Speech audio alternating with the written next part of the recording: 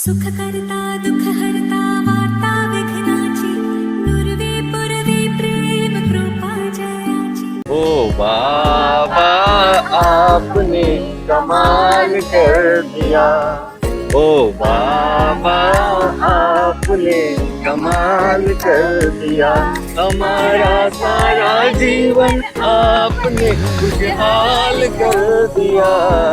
ओ बाबा आपने कमाल कर दिया। ओम शांति। हाँ साथियों, भाइयों बहनों, आज एक ऐसी जगह के बारे में आपको बताने वाला हूँ जहाँ एक स्पेशल यहाँ का अनुभव है मेरा।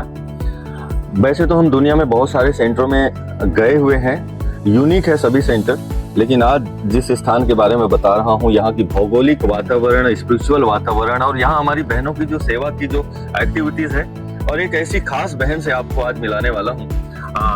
कहते हैं, गीत मुझे याद आता है यहाँ पर कि दुनिया में कितने गम हैं और उनका गम देखा तो मैं अपना गम भूल गया।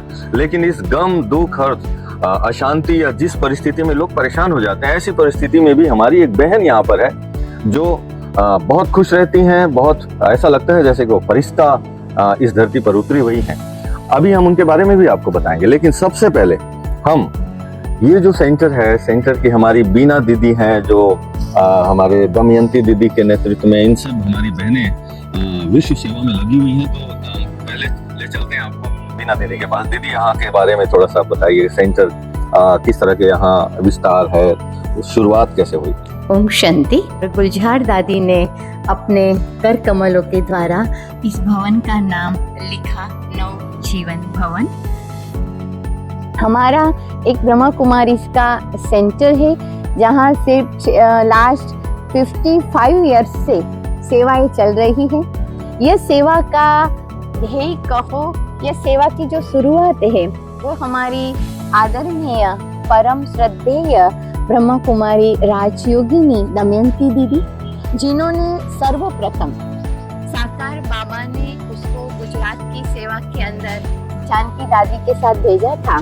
तब से लेकर के लगातार सेवाएं अलग अलग स्थानों पर करते करते दीदी जूनागढ़ में आए। एक छोटा सा बीज उसने यहाँ पर डाला और आज वट वृक्ष होकर के चारों तरफ बेहद की सेवाएं कर रहा है। जूनागढ़ सब जोन है, उसमें करीबन 150 से भी ज्यादा समर्पित बहनें हैं और लगभग 55 जितने हमारे छोटे बड़े सेंटर्स हैं। और यहाँ की जो सारी प्राकृतिक वातावरण है वो एक अद्भुत है। और इस अद्भुत वातावरण के अंदर पहाड़ियों के बीच में बाबा का भवन है और उस भवन के अंदर चारों तरफ त्याग तपस्या के साथ सेवाएं चल रही। कि बता रहा था कि ऐसी दीदी हमारे साथ में है, बीना दीदी की पाला में रहती है। उनका नाम क्या दीदी? जो एक तो बोल नहीं सकती और सुन नहीं सकती, लेकिन उसके बावजूद भी इतने खुश रहती हैं। क्या है उसका रीजन? बाबा कहते हैं ना, जैसे भक्ति में कहावत है कि जिनकी कृपा से लंगड़े पहाड़ पे चढ़ जाते हैं, गूंगे बोलने लगते हैं और इस तरह से जो नहीं देखने वाले देखने लगते हैं। तो ये तीसरा नेत्र से भी देखते हैं, तो बोलते हैं, सुनते हैं, सब कुछ है, लेकिन उनकी सारे कारोबार स्पिरिचुअल है। क्या नाम बताएं? हमारी ब्रह्मा कुमारी उषा बहन। उषा बहन है, मैं चाहूंगा कैमरा में दिखा, ये है हमारी उषा बहन। बड़ी प्यारी प्यारी बहन है। आप सब इनको दुआएं, शुभकामनाएं इनके लिए। तो पता है, आप इनके बारे में अभी आप जानेंगे कि ये बोल नहीं सकती है, सुन भी नहीं सकती है, लेकिन मैं देख रहा हूँ ये कैसे आसमान से उतरी परी की तरह ये इतना खुश भी रहती है, सेवाएं बहुत करती है। और ये हमारी तमाम दीदियां दिख रही है ना, सबके साथ कंधे पे कंधे, हाथ में हाथ मिला करके वो नेचुरल तरीके से खुश मिजाज अंदाज में वो रहती हैं। तो अभी इनके बारे में बताएं कि एक कैसे समझती है, कम्युनिकेट कैसे करते हैं एक दूसरे से। तो जैसे कि क्योंकि बहुत सारे कारोबार होते हैं और वो समझती किस तरह से, उनकी लैंग्वेज क्या होती है, कौन बहन बताएंगे? हाँ, हमारी रीना बहन बताएंगी। बाकी उषा बहन का मैं थोड़ा सा परिचय दूं कि बाबा के घर में 6 साल से रहती है और अमृत वेले से लेकर रात तक की जो दिनचर्या है वो हमारे जैसी ही उनकी रहती है।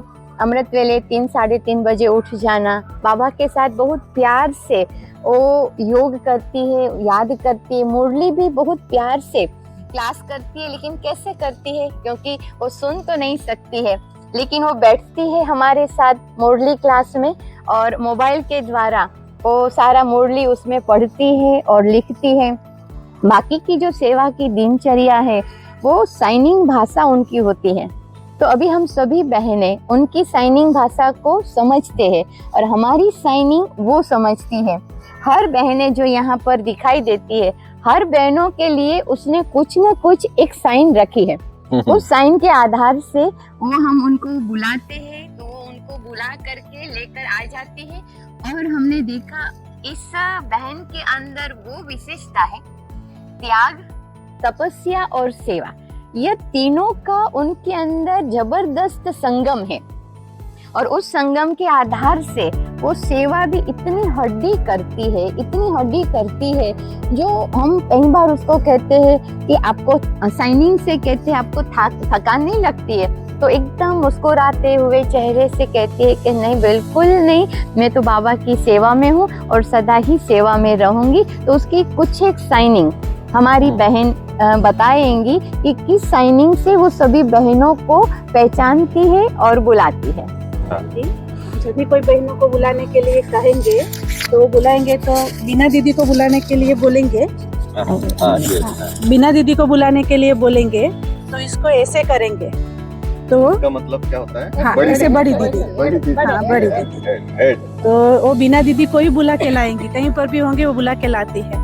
और जब कमल बहन को बुलाना है तो बोलेंगे कमल बहन को बुलाओ, तो उसको लंबे बाल है, कमल लंबे बाल है उसका, तो उसको ऐसे बोलेंगे, तो इसको वैसे हाँ उसको बुला के लाएंगे। वैसे भावना बहन को बुलाने के लिए कहेंगे तो उसको यहाँ पर तिल है, हाँ, तो उसको यहाँ पर तिल है, हाँ तिल है, तो उसको ही बुला कर लाएंगे।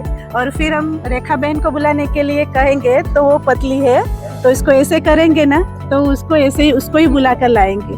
और ये हमारी कमल बहन है, तो कोमल बहन के लिए कहेंगे कि कोमल बहन को बुला के लाओ, तो वो इसको ऐसे खड़े रहने की आदत है, तो उसको एक बार हाँ उसको ही बुला कर लाएंगे। हाँ, और फिर ऐसे रंजन बहन है, तो रंजन बहन के लिए भी ऐसे ही बोलेंगे, हम क्यों कहेंगे, तो भी पतली है और ऐसे कहेंगे तो उसको भी बुला कर लाएंगे। छोटी है, थोड़ी पतली और छोटी है, तो उसको बुलाएगा। हाँ, और फिर सेजल बहन है, तो उसको बुलाने के लिए कहेंगे तो उसके बाल छोटी पतली है, छोटी है, तो उसको ऐसे करेंगे तो उसको ऐसे बुला के लाएंगे। और फिर ये जिग्ना बहन है, जिग्ना बहन, हाँ जिग्ना बहन है, तो जिग्ना बहन को बुलाने के लिए कहेंगे तो उसको चश्मा है, तो उसको ऐसे करेंगे ना, तो चश्मे हाँ, तो चश्मा उसको ऐसे बुलाएंगे। और फिर इसको बुलाने के लिए कहेंगे रुचिता बहन को, तो उसको बाल छोटे बाल है, तो उसको ऐसे ऐसे करेंगे, छोटे बाल है। हाँ ना वांधा नहीं।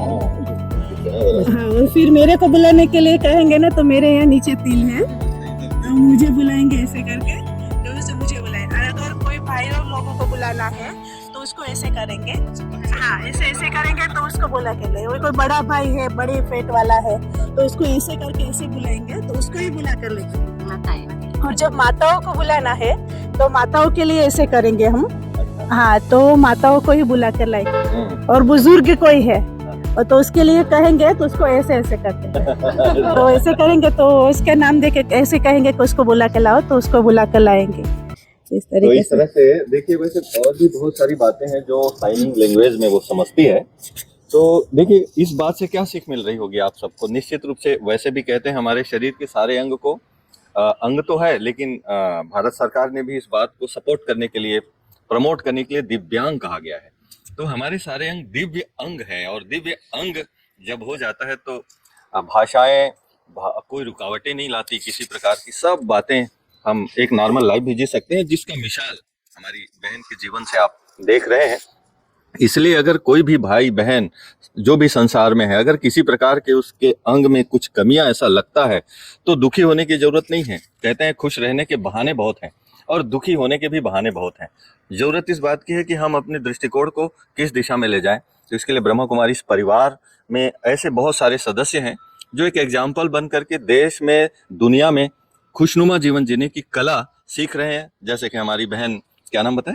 उषा बहन। उषा बहन के जीवन से आप सीख सकते हैं कि आध्यात्मिकता को अपनाएं, शिव बाबा से जुड़ें और जुड़ करके आप अपने जीवन को जहां भी हैं, जैसे भी स्थिति में है, खुश रख सकते हैं। इसका मिसाल अभी आप सबने देखा, हमारी बहनें बहुत ही एकता से, हमारे दमयंती दीदी ने जो मार्गदर्शन दिया है, बीना दीदी उसको फॉरवर्ड करते हुए सब बहनों को प्यार से रहती हैं। एक बहुत अच्छा मिसाल जो मुझे लगा, और यहाँ जब देखा तो मुझे ये ख्याल आया कि ये खुशनुमा अंदाज, प्राकृतिक वातावरण, ऐतिहासिक धरनी और सेंटर की जो विशेष खूबसूरती है वो आप तक पहुँचे। क्योंकि कई बार क्या होता है कि हम देखते हैं तो समझ में आता है, सुने तो होंगे। तो आइए हमने आपको एक कुछ दिखाने की कोशिश करेंगे कि यहाँ की जो भौगोलिक वातावरण है, मैं चाहूंगा कैमरामैन सब तरफ दिखाएं कि ये पहाड़ है गिरनार पहाड़। हाँ, उसमें गिरनार पर्वत की एक विशेषता है। हाँ, कहा जाता है कि यहाँ पर करके दिखाएं, 33 करोड़ देवताओं का इस पहाड़ में वास है, वाह। ऐसे भक्त लोग मानते हैं। तो यहाँ पर हर देव दिवाली के समय गिरनार पर्वत को भक्त लोग यात्रा करने के लिए, परिक्रमा करने के लिए आते हैं। तो 3 दिन या 5 दिन की परिक्रमा होती है।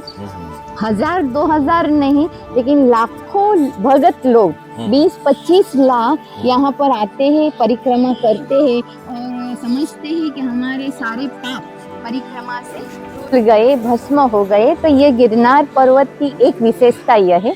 दूसरी विशेषता यह है कि यह एक ऐसी पहाड़िया है जिसमें जो पेड़ पौधे हैं वो ज्यादातर जड़ी बूटियों के हैं।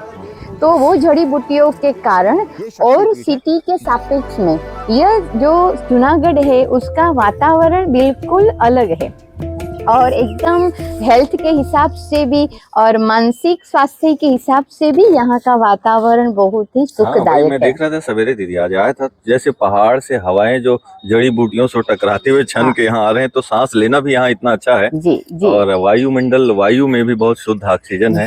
सवेरे सवेरे देख रहा था, वो घंटी बज रही थी, बहुत सारे मंदिर आसपास। हाँ, कितने मंदिर होंगे दीदी? बहुत सारे चारों तरफ मंदिर ही तो मंदिर। भक्ति भाव और जो घंटी मैंने आवाज सुनाई दिया, उधर बहुत एक मुस्लिम धर्म का भी एक बहुत बड़ा पोंगे से आवाज आ रहा था। एक आध्यात्मिक वातावरण। और यहाँ की एक विशेषता, जो गिरनार पर्वत पर चढ़ने का बहुत महात्म्य है।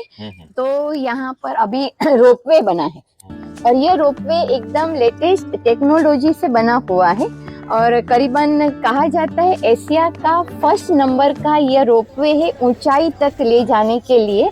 तो यह भी यहाँ की एक बहुत सुंदर शोभा है। वही जो हमने कल देखा भी बहुत अच्छा लगा। तो आप सब समझ गए होंगे कि ये स्थान जूनागढ़ एक नवा गढ़ बनाने के लिए हमारी बहनें सब तैयार हैं। को बहुत बहुत शुक्रिया हमारी दीदियों को, भाइयों को और जो भी देख रहे हैं उन सबको, कि आप सभी जब भी सोमनाथ की यात्रा हो, है ना दीदी, जी, जी, तो जरूर, बुला जरूर, लिया जाए। बहुत सारे देवी देवता हमारे संस्था में हैं, तो आप सब रियल में इसको अनुभव करना चाहेंगे, देखना चाहेंगे, घूमना चाहेंगे, तो ये एक बहुत सुंदर सेंटर है और हमारी दीदी के नेतृत्व में हमारी सब बहनें भुजाएं बन करके सेवाएं कर रही हैं। तो मुझे बहुत अच्छा लगा, इसलिए आप तक पहुंचाने की मैंने कोशिश की। आप सब भी जब यहाँ आएंगे सोमनाथ यात्रा में, इधर आसपास में पोरबंदर और ओखा बंदरगाह, ये सब जो द्वारिका ऐतिहासिक चीजें हैं, तो आप सबको दीदी जी के तरफ से मैं स्पेशल आप लोगों को यहाँ आमंत्रित होने का निमंत्रण दे रहा हूँ। तो आप सब अब जैसे जैसे सिचुएशन होगा, समय होगा, दीदी से आप बात करके आप यहाँ आए। ब्रह्मा कुमारी संस्था के सभी भाई बहनों को यहाँ पर आने का विशेष निमंत्रण मैं इसलिए दे रहा हूँ, कह भी रहा हूँ क्योंकि मुझे बहुत अच्छा लगा, तो आपको भी अच्छा लगेगा। नमस्कार, ओम शांति, थैंक यू। ममता के मंदिर की है तू सबसे प्यारी मूरत, भगवान नजर आता है जब देखे तेरी सूरत। जब जब दुनिया में आए तेरा ही आंचल पाए, जन्मों की दीवारों पर हम प्यार अपना लिख जाए। ये बंधन तो प्यार का बंधन है, जन्मों का संगम है। ये बंधन तो